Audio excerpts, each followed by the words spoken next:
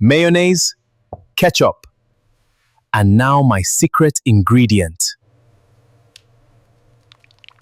Come and buy the most delicious shawarma in Ojuju village. Nobody makes shawarma like Uncle Fred. That night in Ojuju village was one of the most terrifying nights anyone had ever seen. Screams filled the streets. People were running from one house to another. Some were vomiting, others were collapsing. Families were crying and calling for help. Nobody understood what was happening.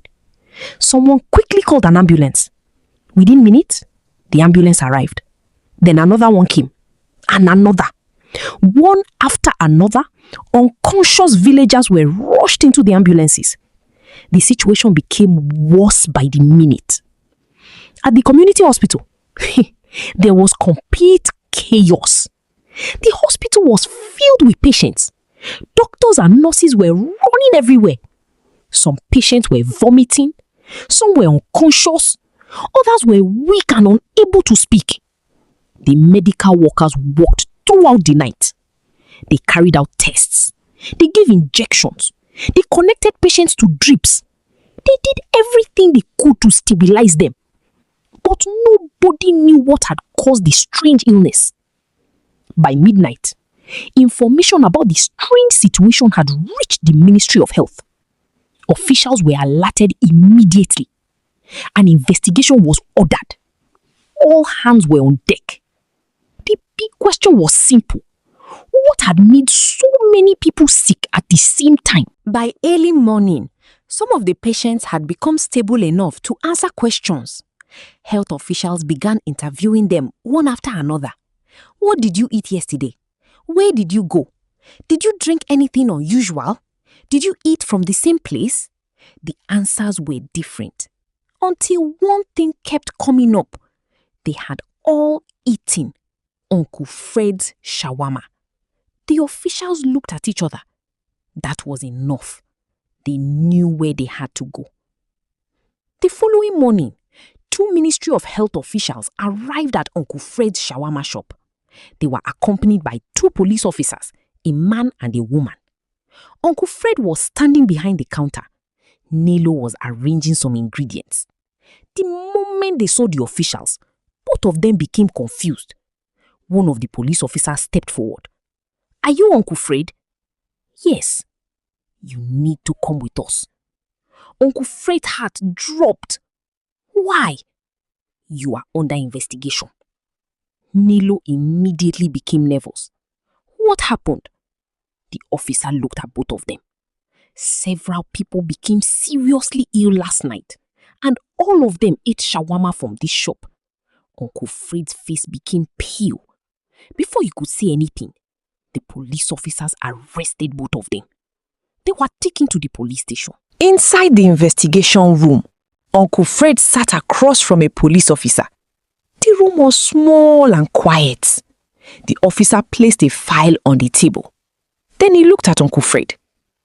"What exactly do you put in your shawarma?" Uncle Fred swallowed hard. "Nothing unusual. I use the normal ingredients. Chicken, vegetables, mayonnaise, ketchup, nothing else." The police officer stared at him. "Are you sure?" "Yes." The officer opened the file. "Every sick person at the hospital ate your shawarma before they became ill." Uncle Fred became uncomfortable. "I don't know anything about that.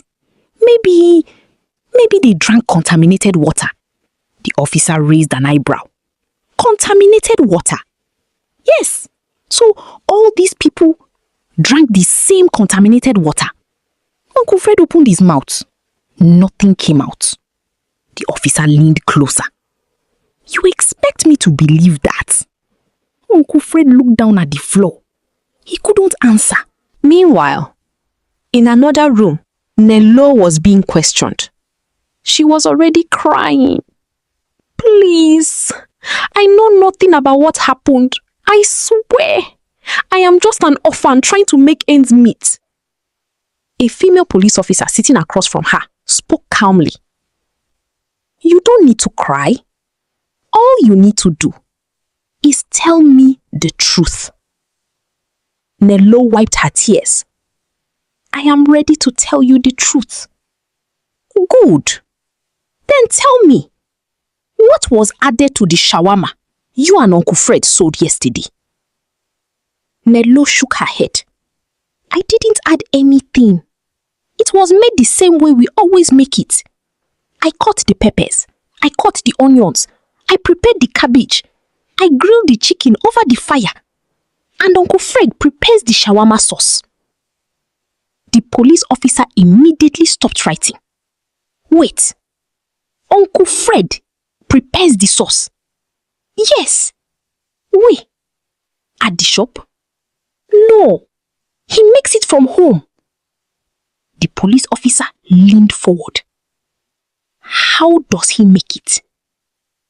Nello shook her head. I don't know. He never told me what was inside it. He only told me never to touch the sauce. He said preparing the sauce was his responsibility. The police officer's eyes narrowed. Why? I don't know. He was very strict about it. He always brought the sauce himself. The officer paused. Always? Yes. Nello suddenly remembered something. Actually, he brought the sauce yesterday morning too. The police officer looked up. When? Just before you came to arrest us. He had just arrived with it. The officer leaned closer. And what happened to the sauce? Nello took a deep breath. When the police arrived, Uncle Fred dropped the container on the floor. The police officer's eyes widened. He dropped it? Yes. Where is it now? Nello looked nervous. I don't know, but it was right there when you arrested us. The police officer slowly stood up. She looked toward the door, then back at Nello. For the first time, her expression changed. The female police officer immediately left the investigation room. She walked quickly down the corridor. Her male colleague was standing nearby. We need to go back to Uncle Fred's shop. Why? He asked. Nello said Uncle Fred prepares the shawarma sauce by himself from home and he never allowed her to touch it.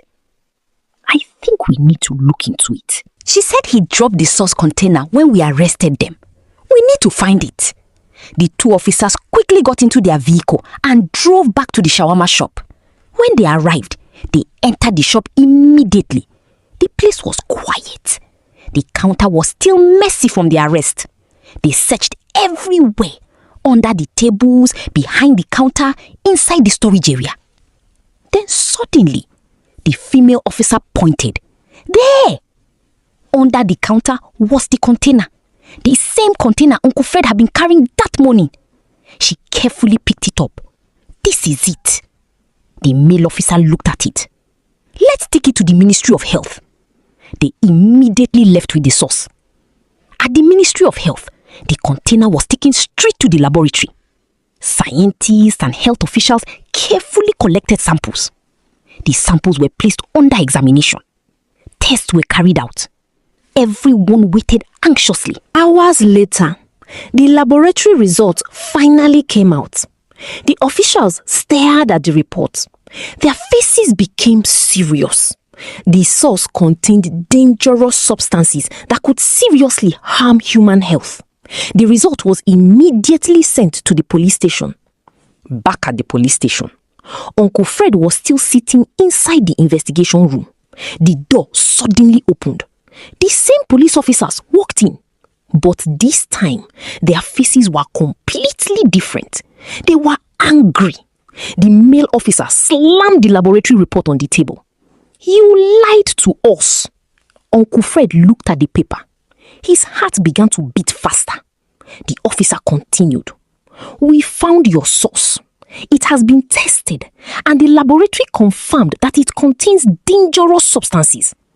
Uncle Fred's hands began to shake. The female officer placed the laboratory report directly in front of him. Now, tell us the truth. Uncle Fred stared at the report. He knew it was over. There was nowhere left to run. There was no more excuse. There was no more lie he could tell. His shoulders suddenly dropped. Then, he fell to his knees. Tears began rolling down his cheeks. He covered his face with both hands. It's the work of the devil. The officers looked at each other. What are you talking about? Uncle Fred cried even harder. I didn't know it would get this far. I swear, I didn't want people to die. Then tell us everything. The room became silent. Uncle Fred took a deep breath. And finally, he began to confess. He told them about the herbalist. He told them about the strange agreement he had made. He explained how he had been given the secret ingredient. He explained how he had been adding it to the shawarma sauce.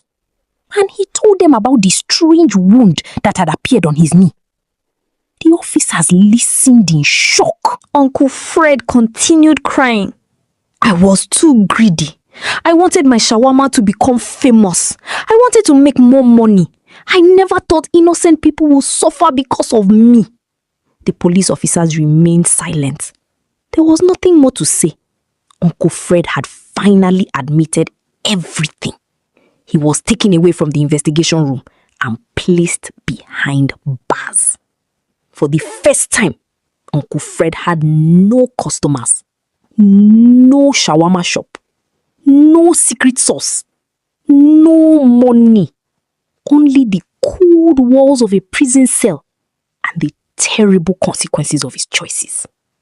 After Uncle Fred was put behind bars, Milo was set free. She was extremely happy. She had been cleared because the police found out that she knew nothing about the secret ingredient. She returned home, but the wound on Uncle Fred's right leg continued to grow. The pain became unbearable. The wound became swollen and began to smell badly. Uncle Fred could barely walk inside the prison. One morning, he could no longer take the pain. He called out to the prison officers, "Please, help me! My leg is killing me!" The officers came running. "What's wrong?" Uncle Fred slowly pulled up his trousers and showed them his leg. The officers froze. The wound had become much worse. They were shocked by what they saw. "This is serious. He needs medical attention immediately." The prison authorities became worried. They didn't want his infection to put the other prisoners at risk. So they quickly arranged for Uncle Fred to be taken to a nearby hospital.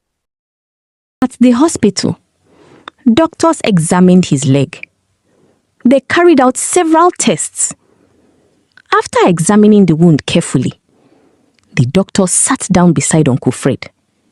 His face was serious. "Uncle Fred, we have to tell you something." Uncle Fred looked at him nervously. "What is it, doctor?" "The infection has gone very deep. The tissue in your leg has been badly damaged." Uncle Fred's heart sank. "So what can you do?" The doctor took a deep breath. "We have only one option. We need to amputate the leg." Uncle Fred stared at him. "What? Amputate?" "Yes. If we don't remove the infected part, the infection could spread further." Uncle Fred's eyes filled with tears. He shook his head. "No, my leg. Please, doctor, there must be another way." The doctor gently shook his head. "We have to save your life." Uncle Fred broke down. He covered his face and began to cry. He wailed loudly. All the money he had made, all the fame he had gained, all the customers who had lined up for his shawarma, none of it mattered anymore. He only wanted to live. Finally, he accepted the doctor's decision. A date was fixed for the surgery. The day of the surgery arrived. Uncle Fred was taken into the operating room. The doctors and nurses prepared him carefully. After several hours, the surgery was completed. Uncle Fred's right leg had been amputated. When he woke up, he looked down at his leg. Tears rolled down his cheeks. He knew his life would never be the same again. After recovering, he had to learn how to move around using crutches. Every step was difficult, but he was alive. Meanwhile, the case against Uncle Fred continued. He was taken to court. The evidence was presented. The laboratory report was shown. His confession was read before the court. The court heard everything he had done. Uncle Fred was found guilty. He was sentenced to several years in prison. As the officers led him away, Uncle Fred looked back one last time. The man who once stood proudly behind his shawarma grill was now walking slowly on crutches.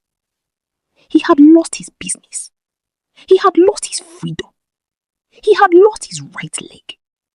And most importantly, he had learned a painful lesson. Greed may bring quick success, but the consequences can last